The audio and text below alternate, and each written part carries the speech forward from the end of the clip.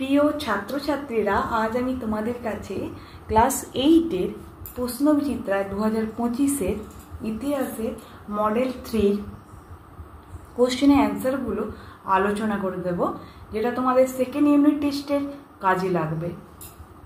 একের দাগে আছে, দেখো সঠিক উত্তরটি বেছে নিয়ে লেখো। একে আছে জাতীয় কংগ্রেসের প্রথম সভা বসেছিল এ বোম্বাইতে, বি গোয়ায়, সি মাদ্রাজে। উত্তর হবে এ বোম্বাইতে। দুয়ের দাগে দাদন বলতে বোঝায় এ অগ্রিম অর্থ, বি বেগাশ্রম, সি অপচয়। উত্তর হবে এ অগ্রিম অর্থ। তিনের দাগের একজন নীল বিদ্রোহী নেতা হলেন এ তিতুমির, বি দিগম্বর বিশ্বাস, সি আব্দুল ওয়াহাব। উত্তর হবে বি দিগম্বর বিশ্বাস। চারের দাগের ওয়াহাবি আন্দোলনের সূচনা হয় এ আরবে, বি ভারতে, সি ইরানে। উত্তর হবে এ আরবে। পাঁচের দাগের ব্রিটিশ শাসকরা ছিল বিধির বিধান এ চরমপন্থীদের কাছে, বি ইংরেজদের কাছে, সি নরমপন্থীদের কাছে। উত্তর হবে সি নরমপন্থীদের কাছে। দুয়ের দাগের অতি সংক্ষেপে নিচের প্রশ্নগুলির উত্তর দাও।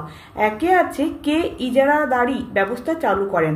উত্তর হবে 1773 খ্রিস্টাব্দে ওয়ারেন হেস্টিংস। দুয়ের দাগের রেলপথ বানানো, রপ্তানির হার বাড়ানো ও কৃষিতে বাণিজ্যিকীকরণের প্রক্রিয়াকে একসঙ্গে কি বলে ব্যাখ্যা করা হতো। উত্তর হবে অর্থনীতির আধুনিকীকরণ। তিনের দাগের কত খ্রিস্টাব্দে রেলপথ নির্মাণের প্রকল্প শুরু হয়। উত্তর হবে 1853 খ্রিস্টাব্দে। চারের দাগের দেশের সম্পদ বিদেশে চালান হওয়াকে কি বলা হয়। উত্তর হবে সম্পদের বহির্গমন। পাঁচের দাগের কে সতীদাহ প্রথা বন্ধ করার পক্ষে জোরালো আন্দোলন গড়ে তুলেছিলেন। উত্তর হবে রাজা রামমোহন রায়। ছয়ের দাগের লর্ড নর্থব্রুকের জারি করা নাট্যাভিনয় নিয়ন্ত্রণ আইনের উদ্দেশ্য কি ছিল। উত্তর হবে ব্রিটিশ সরকারের ভাবমূর্তি রক্ষা করা। তিনের দাগের শূন্যস্থান পূরণ করো। একে আছে নরমপন্থীদের আবেদন নিবেদন পদ্ধতিকে ড্যাশ বলে ব্যঙ্গ করা হতো। উত্তর হবে রাজনৈতিক ভিক্ষাবৃত্তি।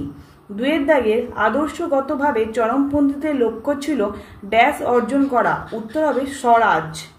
তিনের দাগে ড্যাশ খ্রিস্টাব্দে কিংসফোর্ডের ফিটন গাড়ি লক্ষ্য করে বোমা ছোড়েন ক্ষুদিরাম বসু ও প্রফুল্ল চাকি। উত্তর হবে 1908 খ্রিস্টাব্দে 30 এপ্রিল। চারের দাগে ড্যাশ বাংলা ভাগের পরিকল্পনা করেছিলেন। উত্তর হবে লর্ড কার্জন। চারের দাগে দু এক কথায় উত্তর দাও। একে আছে সূর্যাস্ত আইন কি, যেটা আমি তোমাদেরকে দেখাবো। প্রশ্নবিচিত্রা নয়, রায় ও মার্টিনের সহায়িকার এই যে পেজ নম্বর 119-এর 14 দাগে দেখো সূর্যাস্ত আইন কাকে বলে আছে। এটা এখান থেকে এতটা পর্যন্ত লিখলেই হবে, অবশ্যই তোমরা বাড়িতে মুখস্থ করে নেবে। দুয়ের দাগের দেখো 19বিংশ শতকের দ্বিতীয় ভাগে কোথায় কোথায় চা বাগিচা শিল্পের বিকাশ ঘটেছিল।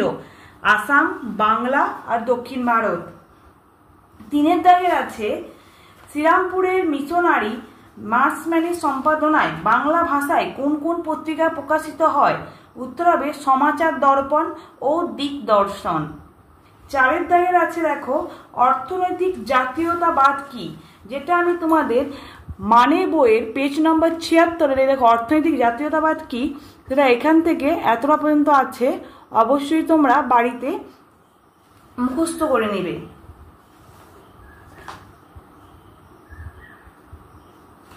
পাঁচের দাগের আছে সভা সমিতির যুগে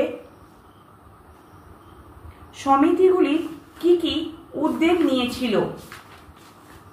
এই দেখো রায় মার্টিনের সহায়িকা 203 পেজে এই যে সভা সমিতির যুগে এই যে কি কি উদ্যোগ নিয়েছিল, এই যে এখান থেকে এতটা পর্যন্ত দাগ দিয়ে আছে, এগুলো লিখলেই হবে। ঠিক আছে। পাঁচের দাগে আছে দেখো সংক্ষেপে নিচের প্রশ্নগুলির উত্তর দাও। একে আছে ঔপনিবেশিক আমলে গ্রাম সমাজে মহাজনদের কি ভূমিকা ছিল তা আলোচনা করো। সেটা আমি দেখো এই যে টেক্সট বইয়ের ইতিহাসে পেজ নম্বর 58 এই যে মহাজনী ব্যবস্থা, এখান থেকে এতটা পর্যন্ত তোমাদেরকে মুখস্থ করার কথা বলবো, তোমরা অবশ্যই মুখস্থ করে নেবে বাড়িতে। দুয়ের দাগের আছে দেখো 1851 খ্রিস্টাব্দে থেকে 1865 খ্রিস্টাব্দের মধ্যে টেলিগ্রাফের যোগাযোগের বিস্তার কিরূপ ছিল। এই যে পেজ, এটা আমি ইতিহাসের মানে বই নিয়ে নিয়েছি 51 পেজের। এই টেলিগ্রাফ ব্যবস্থা কিভাবে ব্রিটিশ সাম্রাজ্য শাসন ব্যবস্থার বিস্তারে সহায়ক হয়, এখান থেকে এতটা পর্যন্ত লিখবে, অবশ্যই তোমরা বাড়িতে মুখস্থ করে নেবে। 3 দাগে নারী শিক্ষা ও পণ্ডিত রমাবাই সম্পর্কে যা জানো লেখো। সেটা আছে রায়মার্টিনের সহায়িকাতে পেজ নম্বর 163, 25 নম্বর যে কোশ্চেনটা আছে, এই পুরো উত্তরটাই তোমরা অবশ্যই বাড়িতে মুখস্থ করে নেবে। 4 দাগে আছে দেখো ফরাজি আন্দোলন সম্পর্কে যা জানো লেখো। এটা রায়মার্টিনের সহায়িকার পেজ নম্বর 170-এ এই যে ফরাজি আন্দোলন সম্পর্কে যা জানো লিখতে বলছে। এই যে ফরাজি কথাটির অর্থ কি লিখবে, ফরাজি আন্দোলন কি সেটাও লিখবে, আর ফরাজি আন্দোলনের লক্ষ্য দুটো লিখে দেবে, আর ফরাজি আন্দোলনের দুটো বৈশিষ্ট্য লিখে দেবে।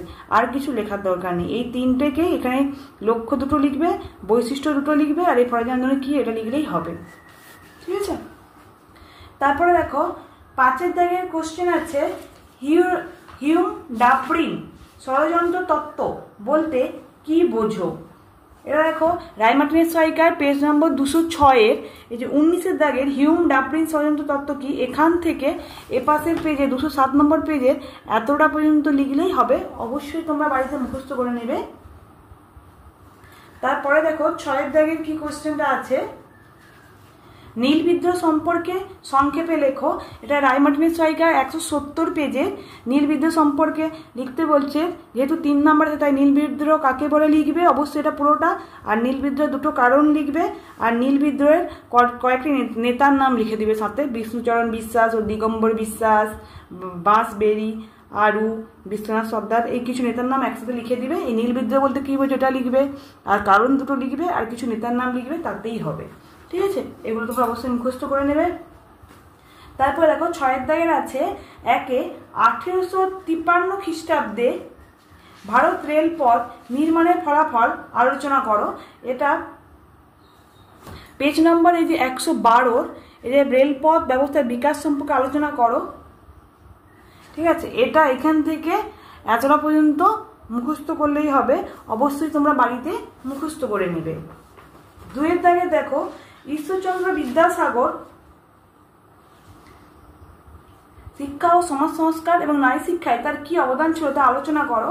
এই যে ঈশ্বরচন্দ্র নারী শিক্ষার বিস্তারে বিদ্যাসাগর কি পদক্ষেপ নিয়েছিল এইটা লিখবে, আর শিক্ষা সংস্কার ব্যাপারে এইটা লিখবে, মানে এই দুটোই তোমাদেরকে কিন্তু লিখতে হবে। ঠিক আছে, অবশ্যই তোমরা বাড়িতে মুখস্থ করে নেবে। রায়মার্টিনের সহায়িকার 162 কিন্তু পেজ নাম্বার। 3 দাগের বাংলায় বঙ্গভঙ্গ বিরোধী আন্দোলন সম্পর্কে সংক্ষেপে আলোচনা করো। যেটা আছে পেজ নম্বর আমি তোমাদেরকে দেখাবো।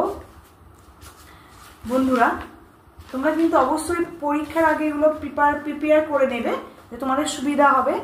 197 পেজে এই যে বঙ্গভঙ্গ বিরোধী বয়কট আন্দোলন সম্পর্কে এক সংক্ষেপে লিখতে বলছে, তাই এখান থেকে বয়কট আন্দোলন সম্পর্কে পুরোটা লিখবে, আর হচ্ছে এই স্বদেশী আন্দোলন সম্পর্কে কিছুটা হচ্ছে লিখবে, কিছুটা পড়বে, যেগুলো ইম্পর্টেন্ট সেগুলো কিছুটা পড়ে লিখে নেবে। ঠিক আছে, তোমাদের যদি আমার এই চ্যানেলটা ভালো লেগে থাকে অবশ্যই লাইক, কমেন্ট আর বেশি বেশি করে শেয়ার করে দেবে, যাতে অন্যান্য বন্ধুদের এই অ্যান্সারগুলো পেতে সুবিধা হয়। আর ভালো লাগলে অবশ্যই সাবস্ক্রাইব করবে পরের ভিডিও পেতে। ধন্যবাদ। তোমাদের যদি কোনো কোশ্চেন হচ্ছে বুঝতে পারোনি, যদি কোশ্চেনের উত্তর দরকার হয় জানার, অবশ্যই আমাকে কমেন্ট করে জানাবে, আমি কোশ্চেনের উত্তরটা আবার তোমাদের কাছে দেখানোর চেষ্টা করব। ধন্যবাদ।